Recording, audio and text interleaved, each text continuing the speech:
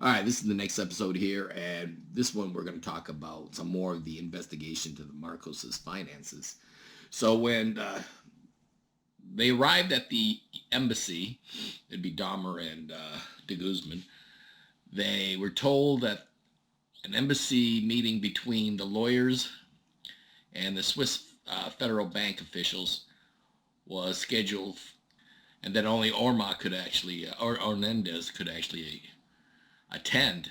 And hearing this revelation, General Almonte got objected as the group was personally appointed by the Corazon Aquino and to retrieve the money from the banks and that they should be included in the meeting. So, tired of the bickering and everything, the three men left the meeting. So the three men, Ordonez, de Guzman, and the general, all left the meeting and drove to the original meeting point where they were supposed to have the meeting originally, and arranged the lawyers to meet them at the Department of Justice with the police. And the police arrived a few minutes later, before the meeting was to begin. They were met by Dr. Lionel Frey, chief of section in charge of the executive, and Dr. Pierre Chaud, vice director of the FDJP, and Dr. Hess, and a few other individuals. So after exchanging formalities, Almonte proceeded to explain the government's position, the Philippine government's position on trying to retrieve the Marcos's money and their intentions. And de Guzman showed his power of attorney over the accounts, and he wanted to transfer the money to Austria in order for the money to be transferred to the Philippines. And the three People's Commission, the Good Government, Swiss lawyers, then joined the meeting. The meeting lasted about 20 minutes, and as well as Operation Big Bird, Swiss authorities unanimously decided to approve the principle. So they were going to let $400 million plus the $1.6 billion, so about $2 billion, $3 billion to be transferred back to the Philippines. And the principle in selecting the refereeing of the assets identify Marcos accounts and foundations. Now this one equal to about $213 million, but they also decided on the other ones. In order to make the request official, the Philippine attorneys were advised to formalize the request the same day. They just said they needed the Philippine government to say, this is what we want, and this is, we want this, and if you could do this, and we agreed to the terms and everything, the money was going to be returned to the Philippines. So, after believing they had success, and the three men returned to the Philippine embassy and called Chairman Salonga and Congressman Cuanco to give them an update and saying the money's going to be transferred, everything's fine. They just needed a request to be official in writing. Dr. Salvani began questioning the three men on the Filipino team. And his request started being ignored. And Ordonez finished writing and signed the request. So some of the members of the troop started believing that the men were going to steal the money, and they didn't want that to happen. Now, so they only had 15 minutes to do this. They had 15 minutes at the end of the day to get this paperwork into the Swiss bankers. And it was to act upon the request immediately Monday, July 7th, and the Zurich court executed the transfer instructions of the Swiss banks. They only had 15 minutes to get to the bank and have the judge approve the transfer. The three traveled to Vienna by train and in anticipation of the $125 million transfer to the Philippine government's account at Export Bank. They were waiting to discover another $3 billion in 6 new bank accounts. So they actually found the $213 million they wanted to get transferred over. Then they found $3 billion more. So when they discovered that, they used the same request in those bank accounts. Now they're going to get $3.2 billion from Marcos's accounts in Switzerland, transfer them to the Philippine banks. So Almonte decided to fly to Switzerland the next day to endorse the documents and the request of Ambassador Escalon for another formal communication to the FDJP. So the next morning, Almonte went to the Philippine embassy to ensure the meeting, but Ambassador Escalon refused to allow any communications with the FDJP without Dr. Salvoni's approval. So now we have the ambassador to the Philippines interfering. De Guzman in Vienna tried to track Salvoni down without any success. So Salvoni just basically disappeared. No one knew where he was. So Monty, desperate, traveled back to Vienna and updated Ordonez on the actions of the Philippine ambassador. The next day, the FDJP lifted the freeze in order for the $213 million identified by the Philippines to be able to transfer. So there was a temporary freeze, and the Swiss account said, okay, you can now take the money. So the judge in Zurich ordered Credit Suisse to release and transfer the deposits into the Philippine banks' accounts in Vienna. Ordonez thought he was going to get double-crossed and thought the money would go into a Marcos account. Worried about de Guzman, passed and ordered the money to be transferred into a different bank account that had just been opened by the Philippine government. Once finishing this, without telling anybody else, he just opened up the account and said, no, transfer money to this bank account instead. He went to Manila at the orders of Chairman Salonga, and not knowing he left for Manila, the two men financially searched the city for him for 2 days. So he basically moved the money wanted to transfer the money into a different bank account and then disappeared and didn't tell him. So now they're frantically searching for him to try to find out where he is. So hearing of this transfer, Ernest Scheller contacted Bong Bong.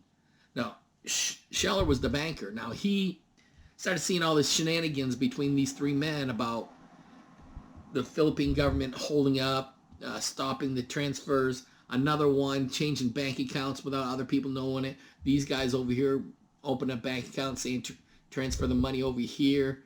So he decided he was going to call Bong Bong up and to tell him everything that was going on and how they were going to have $3.2 billion taken out of the Swiss bank accounts.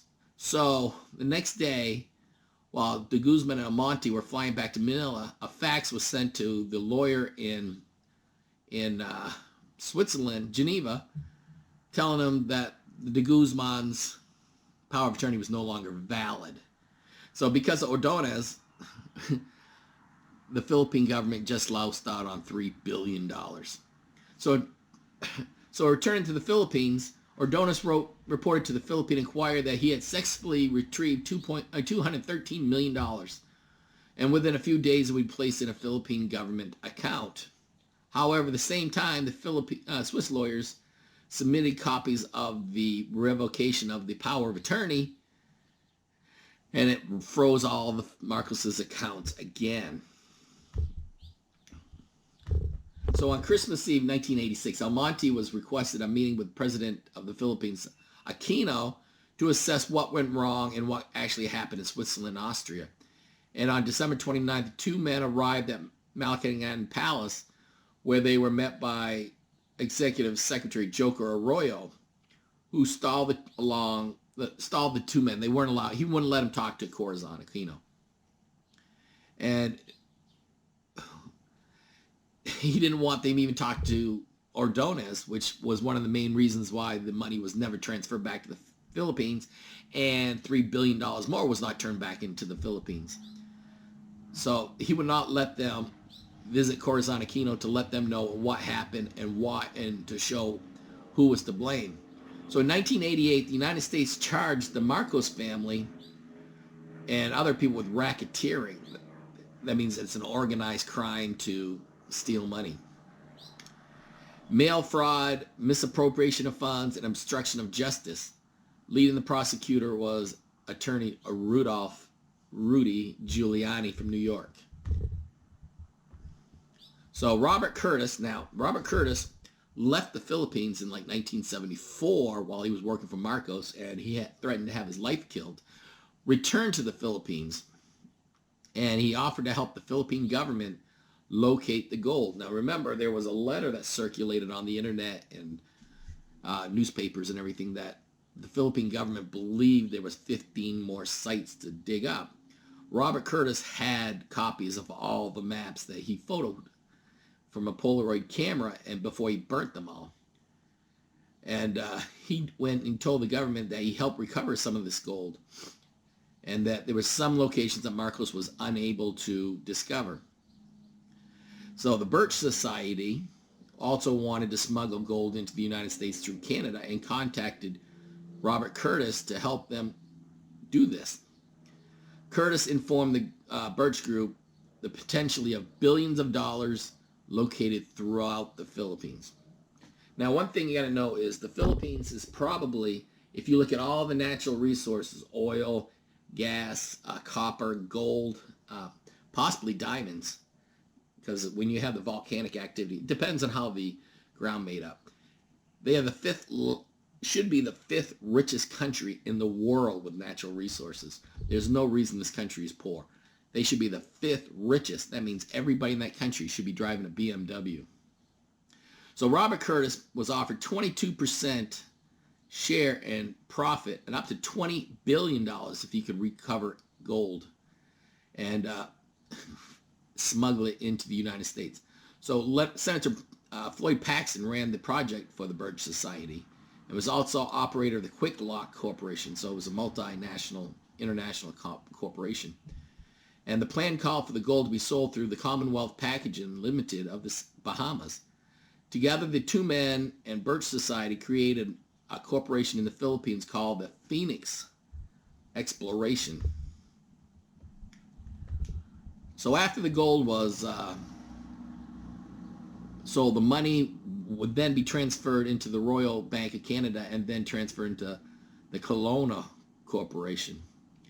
Eventually, the money would be transferred into banks into the United States. So it would be mined, smuggled to the Bahamas, sold, the cash would go to Canada, then the money would go to different bank accounts in the United States. The first place Robert Curtis suggests they check was Corregidor Island. This was the last place MacArthur had when the Japanese attacked. This was his main office after he left like the Manila Hotel, and then he went to Corregidor.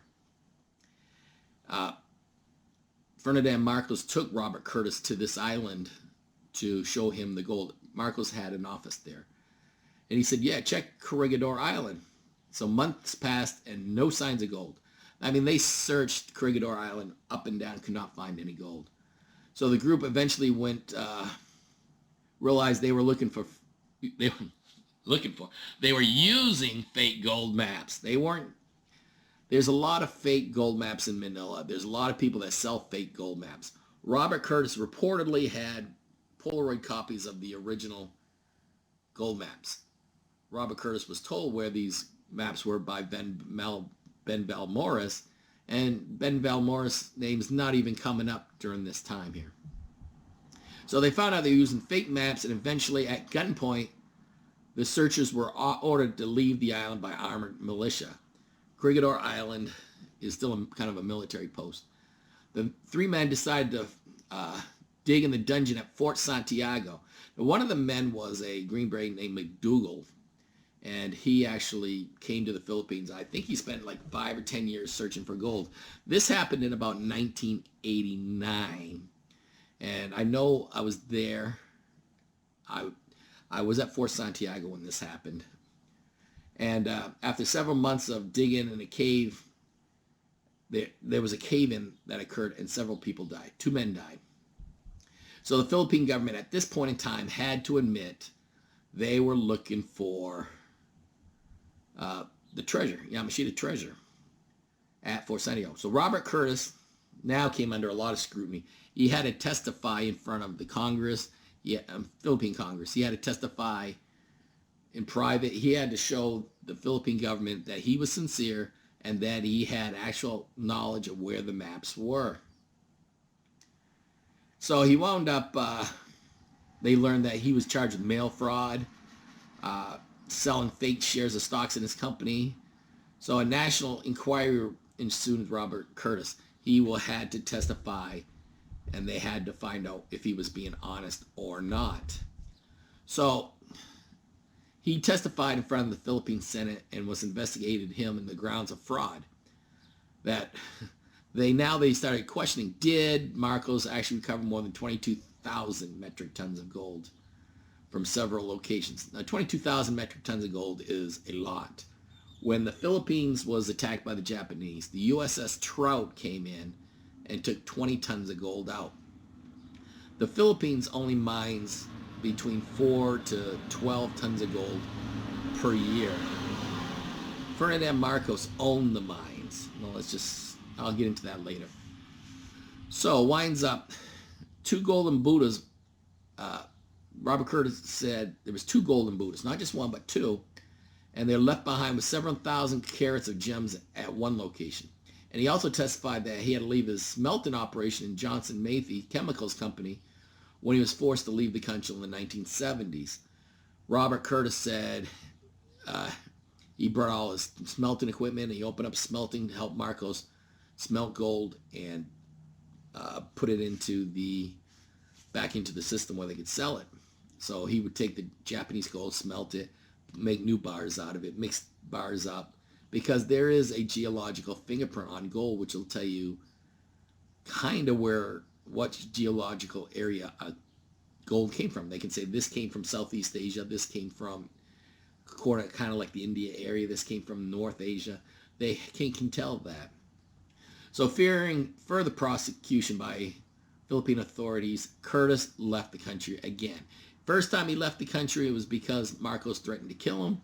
The second time he left the country was because he was being prosecuted for fraud because he could not produce where gold was. So he came back with Green Beret Charles McDougall again, and after digging him months with McDougall, they found no signs of gold. So Curtis left. So Curtis left again. So he later stated that McDougall, now this is really bizarre, because Curtis said McDougall found $4.6 billion worth of bullion. McDougall said all the time he was in the Philippines, he never made $1. McDougall actually wrote a book about it. And Charles McDougall, you can look it up, and he actually shows where he was looking for gold, treasure maps and everything. He never found anything. He said he never saw 1 ounce of gold the whole time he was in the Philippines. So, fraud is very rampant in the Philippines, and this is one of the biggest cases right here. During the search for Yamashita's gold, TV reporters from TV4, I believe they may have been from Japan, pursued leads about lost and found treasure during World War II. And so during the first months in office, Neil Sorianto, a national security advisor to Aquino, actively pursued leads in trying to locate treasure that no one found for over 40 years. There was a TV station, like I said, from Japan. They reportedly found a cave full of gold up north. I'm going to say either Nuevo Ecija or Baguio. The people did not let them get near the gold. They said, here it is. Stay 10 feet away from it. They wouldn't let them get up. They wouldn't let them touch the gold. They brought 1 bar over. They used a drill to drill it. You don't need a drill. You can use a knife. Gold is very soft. And it winds up, they said, that was 1,800 bars of gold, and they wanted to sell it. Then it found out that it was a fraud. So the first blow against the United States, now this is when I was in the Philippines. So I know this firsthand. Happened in October 30th, 1987. And this is the time I was trying to go to the Philippines to get married to my ex-wife. The NPA shot and killed 3 U.S. Air Force personnel in Daeu near Angeles City. So it's kind of, I'm going to say north, but I mean, I know it's Angeles City's here. You could go here. Daeu's like right up in here. So I might be wrong saying it's north. It could be east.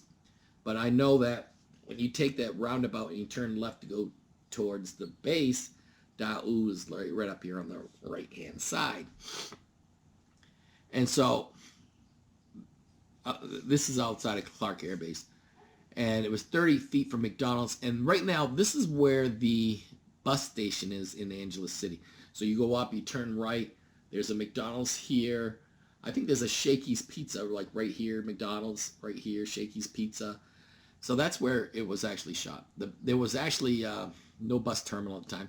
The buses just stopped at a bus stop, and if you needed to get on that bus, you got on that bus, and then they would take off.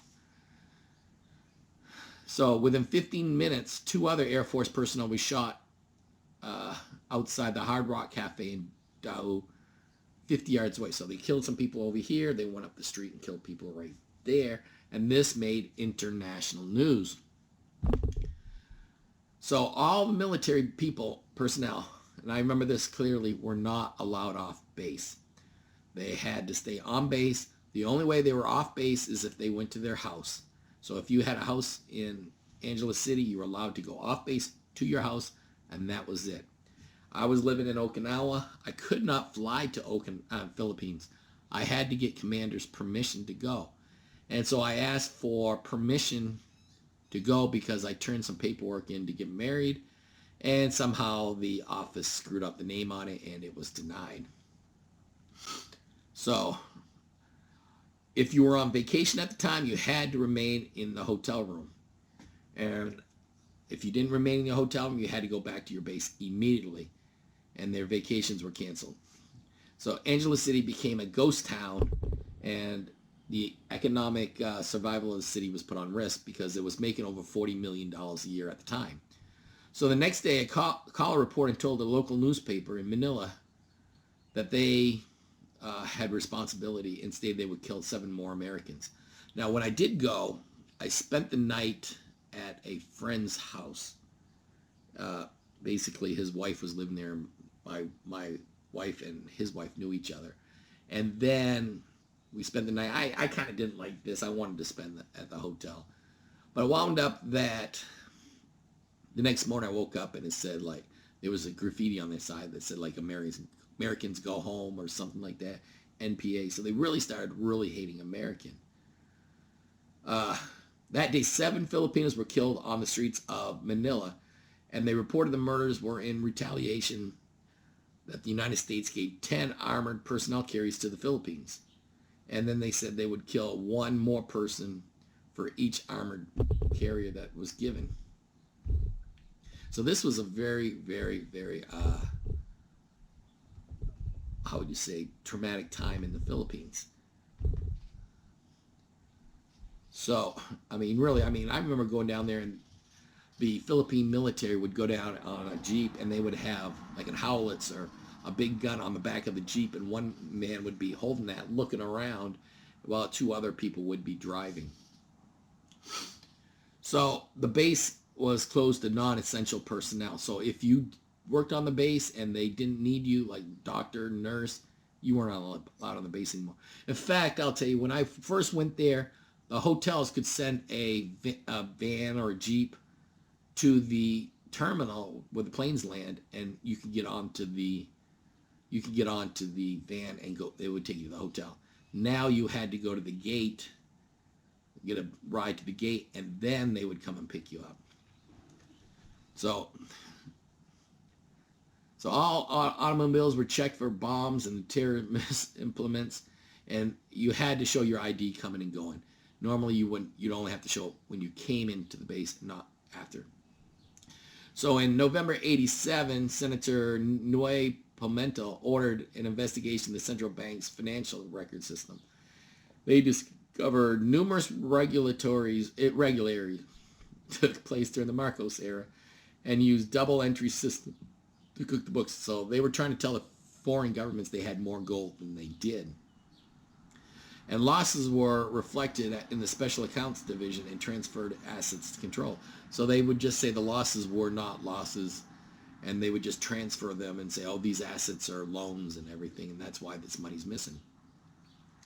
So Marcos always implied gold was buried throughout the Philippines without any particular details. So he always maintained the Yamashita gold story after 1974, but he would never give details. So when pressed for further details on the location and how much gold was recovered, Marcos refused to talk about it. Oh, like Then, but on the other hand, likewise, his stories always changed and were embellished each time he spoke of how he obtained gold and wealth. His stories never were the same. It's like Imelda's. Imelda said they made money investing in real estate. They made money with gold market. They made money because the Laurel Langley agreement started, and they were able to obtain all the business in the Philippines. So he always spoke of how he obtained gold and wealth. His stories changed from obtaining gold from the central bank through collusion with the bank officials.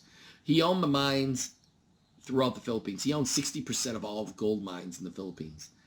And so he sold the gold to the Philippine banks and the central bank, and he made money. And he says that's how he made his money. And so he claimed that the money was now his, and that he borrowed the money. So he borrowed money from those who were burying money in gold. So he borrowed money off the gold that was buried in the Philippines. So he was saying that people actually went out, found Yamashita's gold, gave it to him, and then he loaned money, and then that's how he got his money. So he's trying to say he sold gold, he got loans on gold, but we all know that didn't happen. He had over $1 billion worth of gold. The vast majority of Marcos's wealth was cash. Thank you.